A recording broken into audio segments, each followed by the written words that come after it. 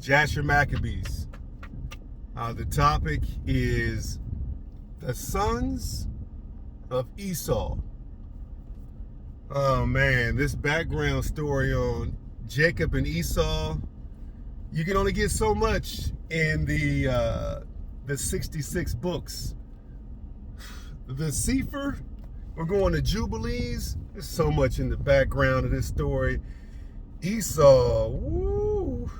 Okay, but now his son Esau made an agreement with his father and mother. Jacob and Esau made an agreement that they were going to live in peace. But Esau's son said, we're not going out like that. Esau's sons wanted to get back at Jacob.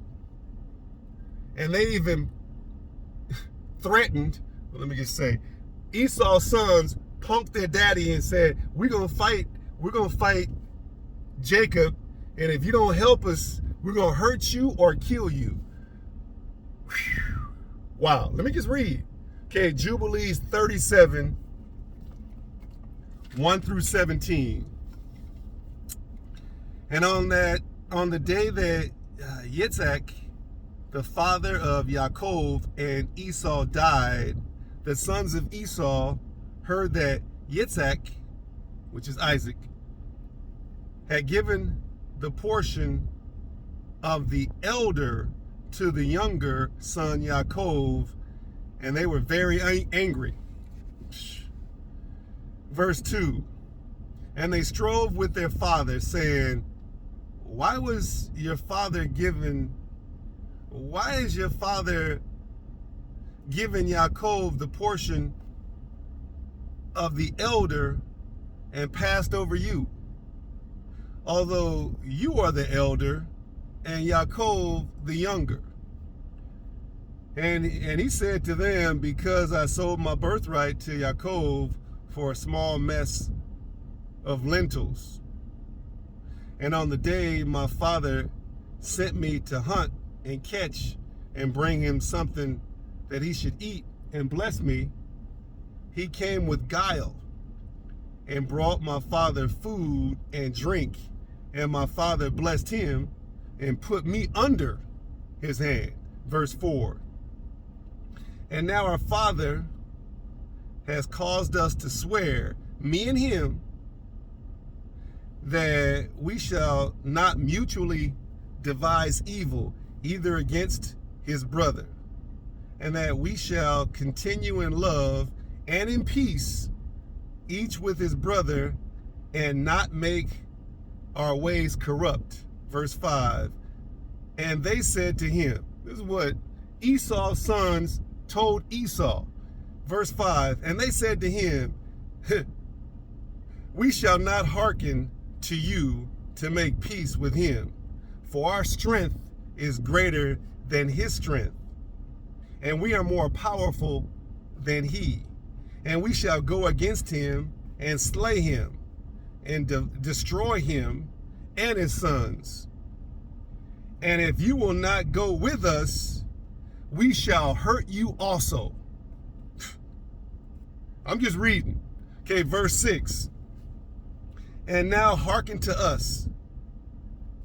Let us send to Aram and Pheliseth and Moab and Ammon, and let us choose for ourselves chosen men who are ardent for battle, and let us go against him and do battle with him, and let us exterminate him from the earth before he grows strong. Verse 7. And their father said to them, do not go and do not make war with him, lest ye fall before him. Verse 8. And they said to him, this too is exactly your mode of action from your youth until this day, and you are putting your neck under his yoke. We shall not hearken to these words. They're like, we're not listening to you. Verse 9.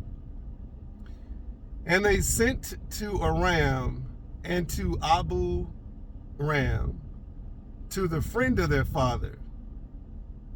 And they hired along with them 1,000 fighting men, chosen men of war. Verse 10.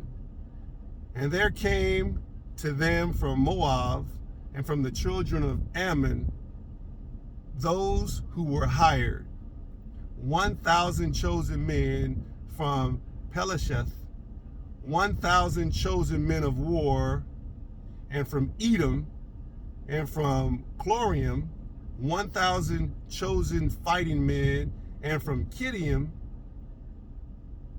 mighty men of war. Verse 11.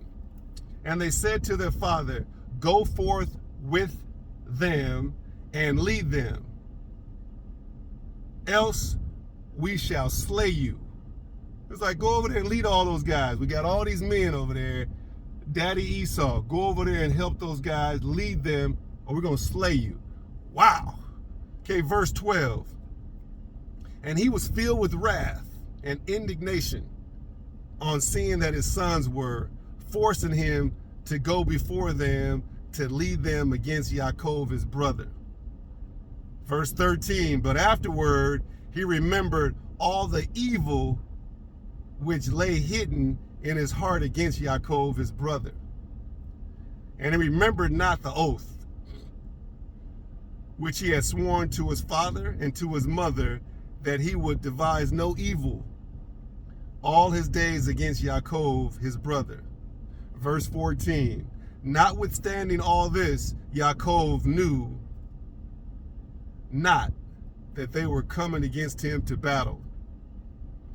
And he was mourning for Leah, his woman, until they approached very near to the tower with 4,000 warriors and chosen men of war. Verse 15, and the men of Chevron sent to him, saying, behold, your brother has come against you to fight you with 4,000 girt with the sword, and they carry shields and weapons, for they loved Yaakov more than Esau. Verse 16, so they told him, for Yaakov was a more liberal and merciful man than Esau. But Yaakov would not believe it until they came very near to the tower. Verse 17 is my last verse. And he closed the gates of the tower, and he stood on the battlements and spoke to his brother Esau and said, noble is the comfort wherewith you have come to comfort me for my woman who has died. Is this the oath that you did swear to your father and again to your mother before they died? You have broken the oath. And at that moment that you did swear to your father, you were condemned. Wow. It's like, as soon as you broke that promise, you know you're condemned, right? Wow. Okay, a couple of songs, and we're gonna get down the road. First song, Runaway Slave. Runaway Slave by Yeksyr. Y-E-K-C-Y-R. Second song by Yeksyr again. Second song is Black Messiah by Yeksyr. Whew. This Esau-Jacob situation. Woo. All praises to the Most High Yah.